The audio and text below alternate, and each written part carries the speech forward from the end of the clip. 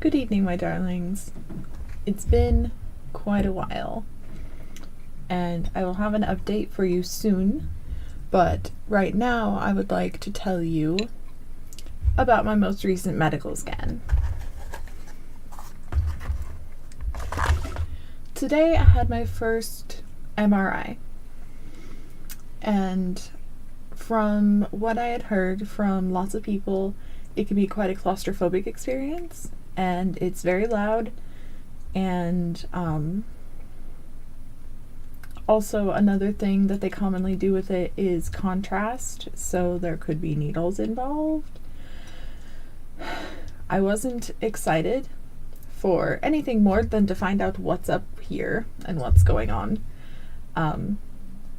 The reason I had the MRI is because I have begun to have noticeably more clumsiness issues. I've been having balance and coordination problems,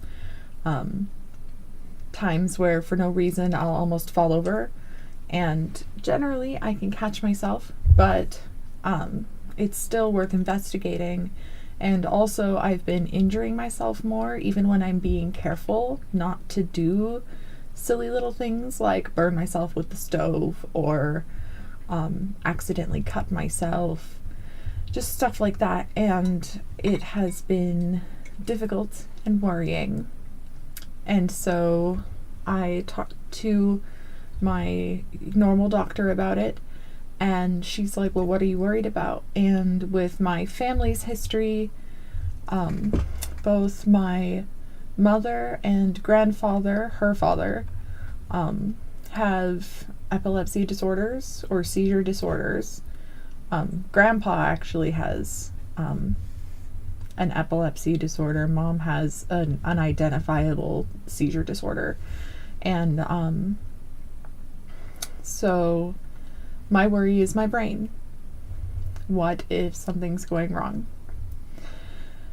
So she's like, okay, I will get you a neurology appointment, and I will also get you scheduled for an MRI, and we will go from there. So today the MRI finally got done, and I would like to share my experience with it. So first of all, they had me fill out some paperwork. Actually, first of all, I'm not a medical professional. I am not making any medical claims, and other people's experiences may be very different from mine. This is just my personal recount. That being said, they had me fill out some paperwork. The biggest thing that they are worried about is if you've ever had any past surgeries with the brain, or any past surgeries and procedures whatsoever. They do ask about all of your medical history. And they also ask about any metal that could be in your body, because as far as I know, an MRI machine involves a very large magnet. And so they don't want to get misreadings, and they also don't want to get, they also don't want to hurt you. For instance, I have my facial jewelry, which I had to take out because the magnet could actually pull on it and cause an issue. So they ask about all of that to make sure there's no metal in your body that they could accidentally cause a problem with. And then after that, that's all on a sheet of paperwork. The lady came out, and at the place I go to, they actually have a portable for the MRI machine. It's in this giant truck that has like this elevator lift on the front. It's very cool. And so she walked me out behind the medical facility, out to the portable. And I was worried that they were going to be doing contrast, and that would involve shoving a needle in my arm. And contrary to my piercings, I am needle phobic. If any of you guys saw my last infusion video on Facebook, you're well aware of this. But we didn't have to do contrast today, so no needles, happy me, less anxiety, life is good. We went out back to the truck, took the lift up.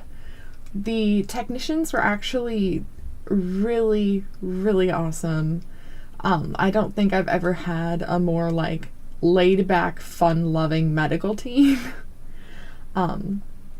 We talked about music, we talked about what to expect with the MRI. The lady who was there was giving me tips on how not to feel claustrophobic, and I'll give some of those to you guys. And the guy who was in there was doing the actual imaging process. She was doing setting me up, making sure I'm positioned right, all that jazz. And so I ended up having to take out my tongue ring, my bridge piercing. I do have earrings. I had to take those out. I wear glasses normally. I'm not in the video because I prefer not to. But had to take those off. I actually had to end up taking off both my shirt and my bra because I was wearing a tank top that had the little slidey metal pieces where you can lengthen and shorten the straps. And then my bra also has that, so I had to take both of those off, and they gave me a gown, and they had a privacy curtain that they were able to pull out to make sure that I was comfortable changing. Which, I mean, whatever for me, but so we did that, and the lady who helped position me on the table is very long and narrow. I think it's about 2 feet wide. It's not a very wide table, so part of your body kind of will hang off a little bit if you're an average or bigger size. If you're super skinny, you'll probably fit just completely on the table. And she showed me the face mask thing that goes over your head, and it's this very Hannibal Lecter looking thing. And it's got 2 big squares over the eyes, or openings over the eyes, and it has this thick bridge band here and a thick one across here, and then there's an opening for the mouth, and then there's a thick piece here, and it's plastic and it goes over the whole face. It's very interesting. So what she did was, I didn't have any worries about claustrophobia, but she's like, here, I want to do this thing for you. And she grabbed one of the cloths that they have in the office and just put it over my eyes. And I just closed my eyes anyway, because like it takes 20 minutes to do the imaging, so I'm like, whatever. So she put the cloth over my eyes, and she gave me now I'm blanking out. Hold on. I know what the name of these things are. They're like earbuds. They're not earbuds though.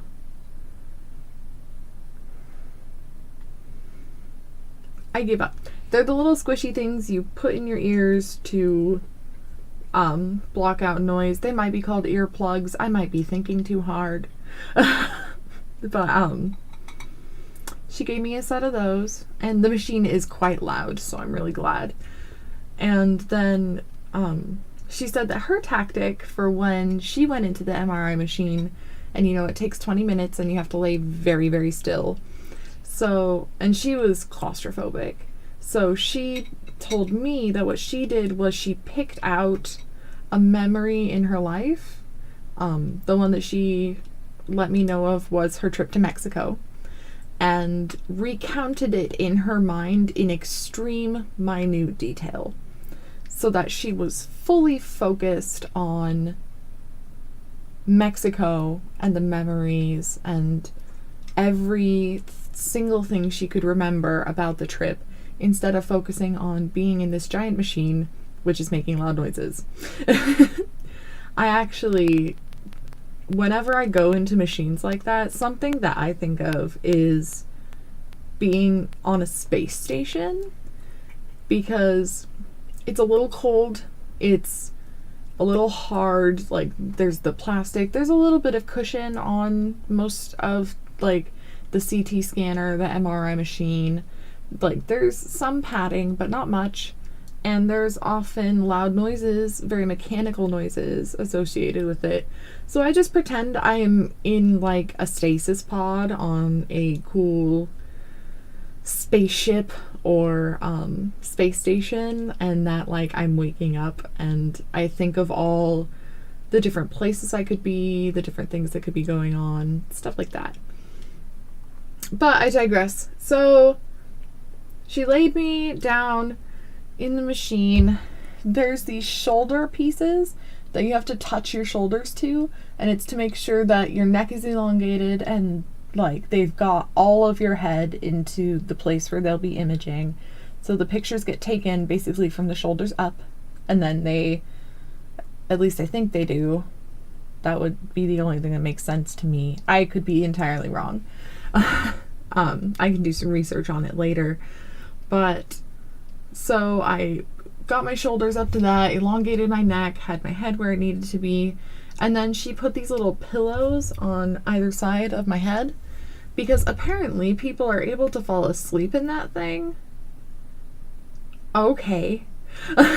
Good for you. Whoever can do that, kudos. You are fabulous, because I could not.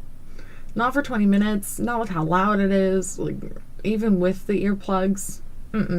I couldn't sleep with that.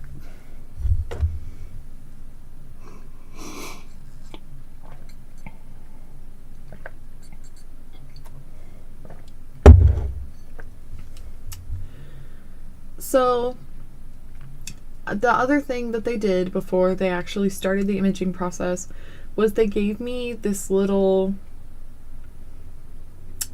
it's like a ball attached to a cord, and it's the shape of one of the blood pressure pumps, and that is how you can communicate with them. If something's going wrong, if you're not feeling well, if you're having like an anxiety attack, which is actually really common with these, you can squeeze it, they will stop, and they will come see what you need. And then she also put a triangle thing underneath my knees, which actually helped to make my back more comfortable, because I wasn't like laying in this weird perfectly flat position. I was actually able to allow the curvature of my spine to relax. Very nice. So then cloth is on, face mask is on, little pillows are tucked to the sides, that way if I fall asleep my head still stays where it needs to be and holds still, and little pressure cuff thingy in hand. I don't know what else to call it.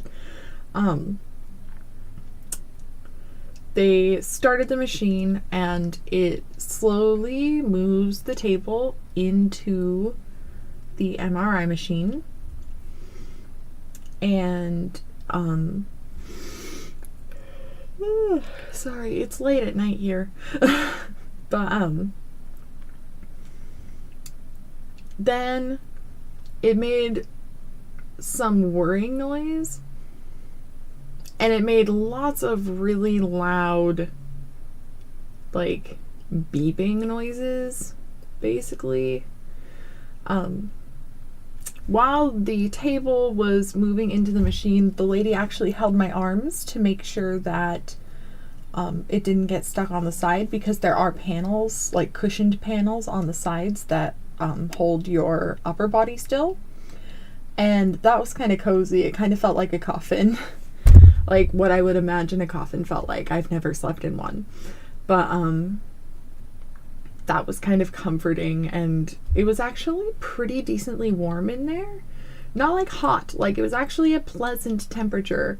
And there's also airflow over you, so you don't feel like you're trapped. You don't feel like you're in a coffin with a closed lid. It was really pleasant.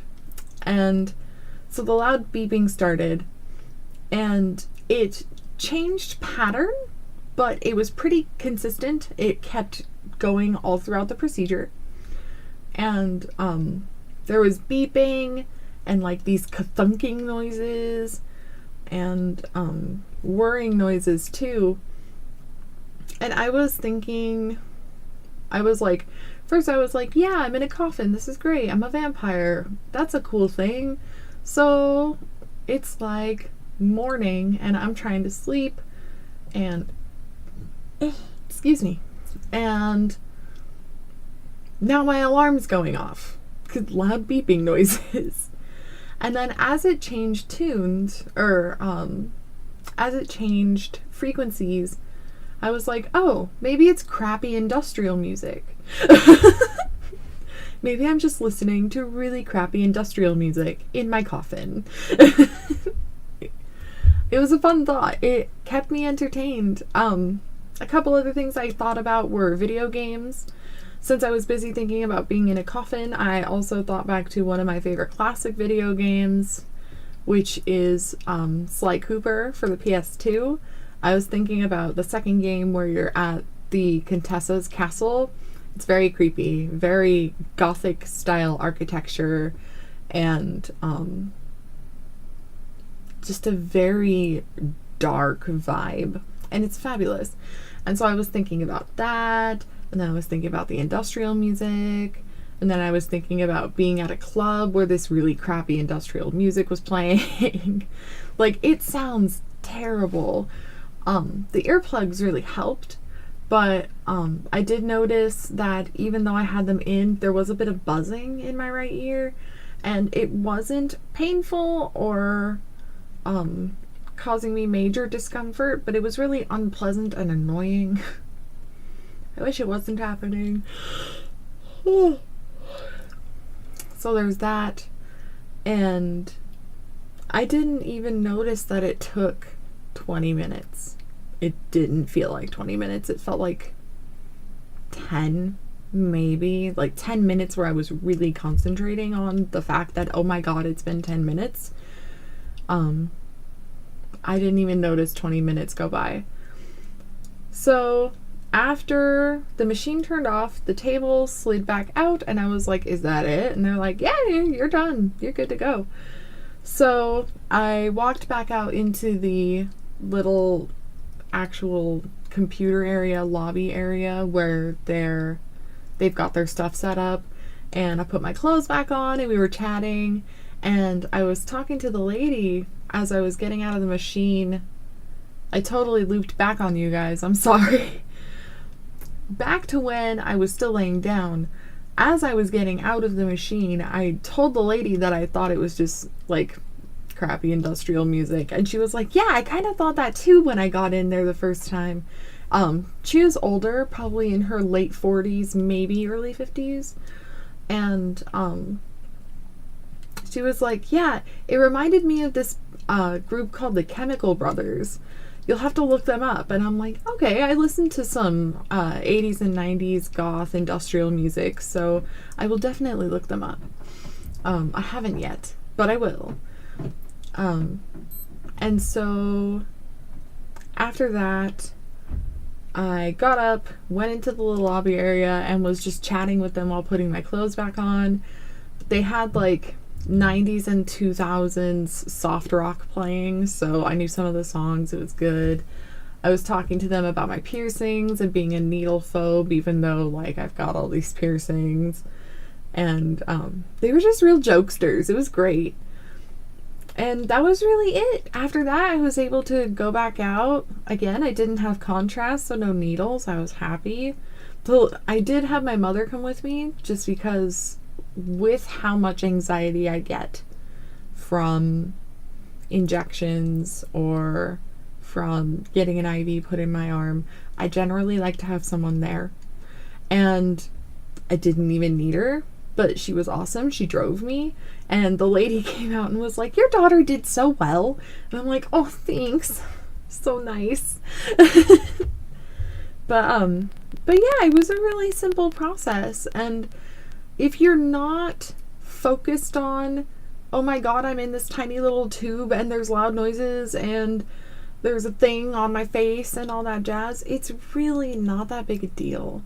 I feel like it's possible, not knocking anybody's anxiety, I'm not at all trying to say it's not real or anything like that, but I think that something that contributes to how high it is focusing on the situation at hand. And I'm very, very good at diverting my mind somewhere else. So I didn't feel any of the anxiety that people normally feel. It could very well also be that I'm just not claustrophobic and that big loud noises don't bother me. They definitely bother other people though. So if you are somebody who has a problem with tight spaces, has a problem with small dark quarters, or has a problem with loud noises that are like right here, then they can give you anxiety meds for the procedure. I don't know if they can like completely sedate you for it, but they can give you lots and lots of anxiety meds. Oh, the other thing I noticed was that at certain points during it, you could feel the entire machine vibrating, which made you vibrate. Like, I felt vibrating against my arms and then over my head and then under my entire body. And I don't know why it does that, but it does. That's a thing to know. But yeah, it was a really good experience, and I think that out of all of the imaging procedures that I've had done, X-ray, CT scan, and MRI, MRIs are by far my favorite and the most fun. So I kind of look forward to getting another one. I probably shouldn't look forward to irradiating my body, but I do. So that is my experience, and I just wanted to share that with you guys and say that it really isn't that bad and that you will be okay. Whether you need anxiety meds or not, if you're going to get an MRI, you'll be okay. And if you're slightly creepy like me, you will probably have an enjoyable experience. So I will call it a night, you guys. I'll be seeing more of you soon. You'll be seeing more of me soon. And I will talk to you later. Good night.